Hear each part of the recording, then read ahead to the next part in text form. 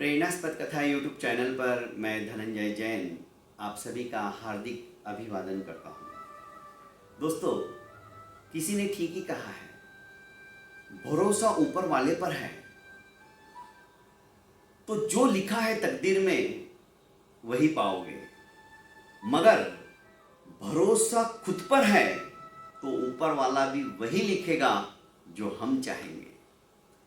दोस्तों, अपने आप के ऊपर विश्वास, भरोसा, यकीन बहुत जरूरी है ये करना। पर हम अपने आप पर कभी भरोसा करते ही नहीं है, हमेशा अपने भाग्य के ऊपर छोड़ देते हैं। दोस्तों, भाग्य को बनाने वाले हम खुद हैं। पंडित लोग हाथ देखते और बताते तुम्हारी ये भाग्य रेखा बहुत अच्छी है, तुम ये करोगे वो करोगे, इतना कमाओगे। पर दोस्तों, क्या उनका भाग्य नहीं होता है जिनके हाथ ही नहीं होते? उनका भी भाग्य होता है। वे भी अपनी मेहनत से, अपनी लगन से पता नहीं कहां से कहां पहुंच जाते हैं। तो भाग्य को बनाने वाले यदि कोई है तो वे हम ही हैं, हमारे कर्म ही हैं। एक छोटे से उदाहरण के माध्यम से मैं अपनी बात बताऊं। एक गरीब आदमी कड़ी मेहनत करता था और अपने पूरे परिवार का उदर पोषण आराम से जितना वो कमाता था उतने में करने के बाद भी कुछ पैसे 10-15 रुपए प्रतिदिन बचाता था और उनको अलग से इकट्ठा करते चले जाता था। दोस्तों, 24 साल हो गए। वो 10-15 रुपए कर कर के उसने इन 24 साल में नियर अबाउट 1 लाख रुपया इकट्ठा कर लिया। उसने सोचा कि कब तक मैं इस झोपड़ी में रहूंगा। चलो, पंत प्रधान योजना जैसी योजनाएं थी। उसने बिल्डर से कहा कि मैं 1 लाख रुपया दे सकता हूं, मुझे कोई छोटा सा मकान आप दे दीजिए। बिल्डर ने कहा बिल्कुल मिल जाएगा।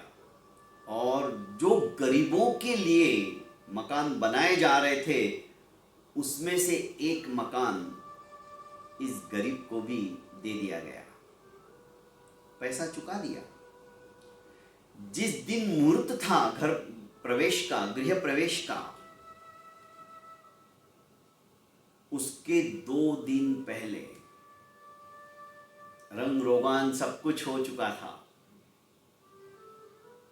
इंतजार था तो सिर्फ 2 दिन बाद गृह प्रवेश का। पर इससे पूर्व ही भाग्य की बात है, भूकंप आता है और सब कुछ स्वाह हो जाता है, जमी दोस्त हो जाता है उसका मकान। जब इस गरीब को पता चलता है कि जहां पर मैंने मकान लिया था वो मकान धराशायी हो गया है, ताश के पत्ते की तरह ढह गया है भूकंप के अंदर। जाकर स्थिति देखी तो सब कुछ खत्म हो चुका था। क्या करना चाहिए? मातम मनाना चाहिए? दुख तो होगा ना। अरे दोस्तों, हमारे नई गाड़ी हमने खरीदी है और उसके ऊपर कोई खरोच भी करके चला जाता है तो हमें कितना गुस्सा आता है। नया बंगला हमने बनाया है, बंगले के बाहर रंग रोगान हो गया है और कोई बच्चा आकर कोयले से कुछ नाम लिखता है, क्या होगा? गुस्से से हम आग बबूले हो जाएंगे और 2-4 लाफे उसको मार देंगे, क्योंकि उसके साथ हमारा ममत्व जुड़ चुका है और ममत्व ही दुख का कारण है। खैर, यह गरीब फटाफट बाजार के अंदर भागकर जाता है और 1 किलो मिठाई का डब्बा खरीद कर लाता है और वहां पर उपस्थित सभी को मिठाई बांटने लग जाता है। कईयों के मकान उद्ध्वस्त हो गए, पर सभी के आंखों में आंसू था, रो रहे थे, ऊपर वाले को दोष दे रहे थे। जब इसको इस तरह से मिठाई बांटते हुए देखा तो लोग आश्चर्यचकित हो गए कहने लगे कहीं तू पागल तो नहीं हो गया, यहाँ कितना नुकसान हो गया तेरा। तो 24 साल का जो तपस्या थी, एक एक 2-2 रुपए 15-15 रुपए इकट्ठे कर करके जो तू रखता था, 24 साल बहुत बड़ी तपस्या है, सब कुछ स्वाहा हो गया और तू आज मिठाई बांट रहा है, तुझे खुशी हो रही क्या? इसने मुस्कुराते हुए कहा, हाँ मैं बहुत खुश हूं।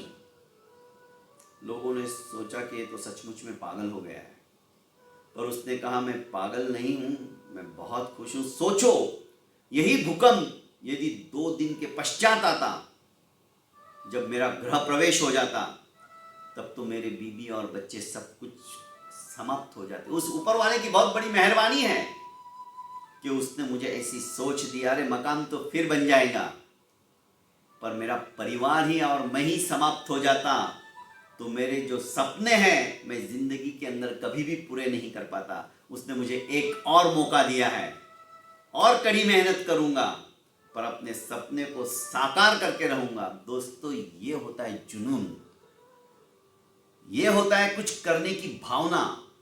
जब संकल्प की दृढ़ता आती है ना दोस्तों जीवन के अंदर, तो जीवन सचमुच में सफल हो जाता है।